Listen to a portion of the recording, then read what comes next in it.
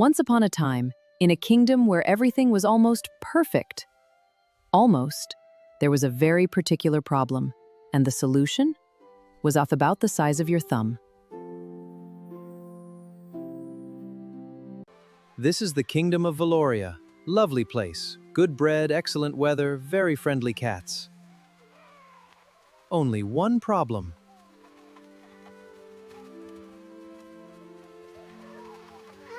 Prince Florian was kind and brave and had very good table manners, but he was lonely. I just want to find someone real.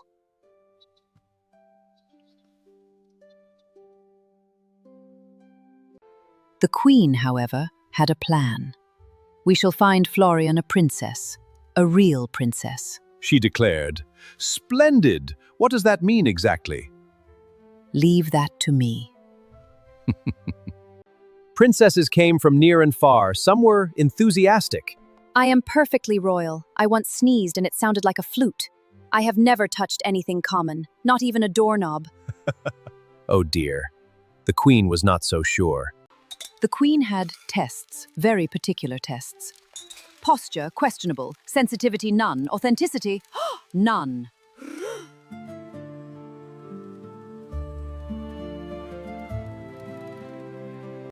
After many weeks, Prince Florian had begun to wonder if perhaps he was simply meant to be friends with frogs. You're very good company, Gerald. I just want someone genuine. And then, one stormy night, the kind of night when sensible people are indoors with hot soup, there was a knock at the castle gate. Knock, knock, knock. In the midst of a raging storm, a weary traveler approached the castle gates. Hello. I'm terribly sorry to bother anyone. I'm a princess, and I'm rather lost. She stood, drenched in windsweat, her dignity intact. And perhaps very slightly wet. Bertram opened the gate, the castle staff gathered, and for a moment everyone simply looked. She didn't look like much, it must be said. She looked, in fact, like a very soggy Tuesday. But there was something about her eyes. Your Majesty, begging your pardon, there is a young woman at the gate, Your Majesty, and she says, that is, she says she's a princess, ma'am. Does she? I see. How very interesting. The queen looked at the girl looked at the queen, neither of them looked away. You say you are a princess. Yes, Your Majesty, Princess Alara of Thornhaven. I know I don't look it at the moment. I'm sorry about your floor. Now, here is where the story gets interesting, because the queen, sharp as a needle, wise as a winter, had a thought. Anyone can claim to be a princess, but a real princess can be proven.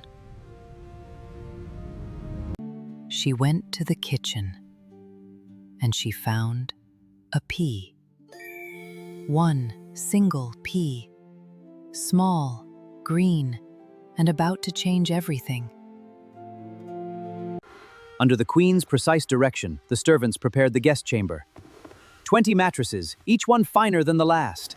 And underneath them all, one tiny pea. What are we putting under there, Your Majesty? A test. The bed, it must be said, was extraordinary. 20 mattresses high, which in practical terms meant that climbing into it required some commitment. But the queen had been very specific, and when the queen was very specific, one did not improvise. Your chamber, Your Highness. I hope it will be satisfactory. It's very tall. The queen prefers her guests to be comfortable. Yes, I can see that. Elora climbed. One step at a time. Mattress 1, mattress 5, mattress 12. 5, 12. She did not complain, she did not ask questions, she simply climbed. Which, if you think about it, is rather a good sign. And at last, she reached the top. She lay down, she pulled the blanket up, she looked at the ceiling, which was, for once, very close indeed. Well, this is certainly a bed. And then, she tried to sleep. The castle slept. The servants slept. The gatekeeper Bertram slept loudly, as was his custom. Prince Florian, it must be noted, did not sleep particularly well either, but that is a different matter entirely. The hours passed.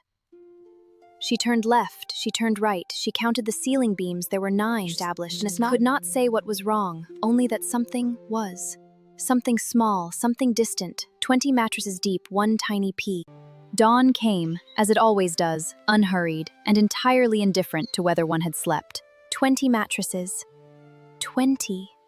The night had been long, and somewhere in the possible distance beneath her, something had been present. Breakfast in Castle Aldenmere was a serious affair. And how did you sleep, my dear? I'm not entirely sure. I couldn't quite settle. I don't know why. Something felt not quite right. I couldn't say what. How very interesting.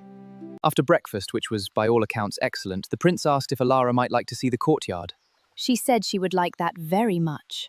I'm sorry about the bed. Don't be. It was remarkable. 20 mattresses. Your mother is very thorough. She is. She really genuinely is. It is our great pleasure, our very great pleasure, to welcome to Castle Aldenmere and to our family, the Princess Alara of...